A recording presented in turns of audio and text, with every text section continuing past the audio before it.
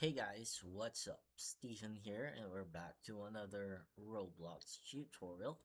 And in this tutorial, we're gonna make a leaderboard with a coin system. So, not coin to purchase something, but more on coins to record on the leaderboard. So, maybe you can use this on your obstacle game or in your racing game with a bunch of points that could lead to like winning or the um round system with a lot of points. Whoever collects the highest point would get the one in the leaderboard, something along those lines. Feel free to use this however you want. So we're gonna call this coin leaderboard. So first off, before anything else, what we would need in our workspace is a coin. So let's add a part. Let's make this look like a coin by going to, we're gonna make that cylinder and maybe small that out and make this point one. So we got some coins here, maybe a little bit larger. Yeah, big coins. Let's make that and then let's do that as a neon. I mean, it looks a gold to me. But yeah, let's call this coin. Always name your parts that you would want to use. Let's anchor that. And what we need to do is script this. So what would we need to do on a script? So coin capture. So what we need to have in our script is gonna be, we need to call the coin first. Then we're gonna use TweenService so it gets a little bit of like that floating effect. So first off is we get our local, let's call this coin, so script.parent, and then we're gonna call our TweenService. We're gonna call our TweenService, and then we're gonna have our start pause coin dot position, and we're gonna start pause, then maybe not 0.5 but more on, let's say 1, so it's a little bit larger on the part. And then we're gonna start with the code of our TweenService first, because the code of our TweenService is gonna happen all the time. And then we're gonna call on a touch function on the coin so that it's much more sequence, but either way could be fine. So let's call the tween first. So good thing we have AI. So we would call twin, get the style that you would want in the Roblox server. You can definitely change this ones out, but let's use what AI gave us because in and out is very much useful. And then we get the -1, which is just gonna be infinite. And then we're gonna have local twin is equals to twin server coin twin info position is equals to end pause, and then we twin play. Now that we have our TweenService, we're gonna do our on touch event, but let's not make this a local function anymore because we can make this a local function, but it would be inefficient in this case because we need it to run. So let's not make it a function and make it run as soon as possible. So what we need is coin dot touch, and then we use that the one that he gave us function, then we put hit, and this should be end. And we need a local player. Is this what we want? get player from character, hit parent, if player, then player, we still need to call that, but yeah, that's fine. Um, that's fine, I guess, because we're getting the player, but yeah, we still need the actual local stat first.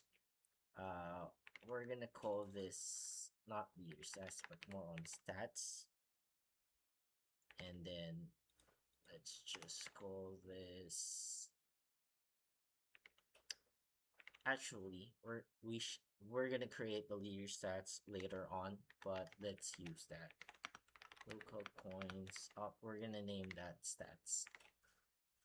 Stats. There we go. And then if if coins, then we're gonna add the value, and then we're gonna destroy it. Then let's remove this. Let's use the one we edited. I think we need to add this here. Let's just do some picky stuff. So we got if it's a player, we're gonna call the stats, and then we're gonna up the value of stats a little bit later. Points, then value plus is equals to 1, and we're gonna destroy it. After we touch the coin, we're gonna destroy that. And yeah, now we have our code in our coin, and let's add leader stats in our script. So we just need to game the players that player added, connect, and we're gonna connect function, then we have player, and then we're gonna have our leader stats folder name. We need to name it stats, I believe. Oh no, not necessarily, because stats is a legit factor of leader stats, if that makes sense. So basically, we called it stats here, but we already call it stats here, but we're just calling the same leader stats here. So yep, just copy paste this. What we have here is we're basically adding something on the players. I'll show that to you a little bit later. So let's disable this first. We're gonna disable this script, and let me play first and test our coin. So it's going up and down with our TweenService.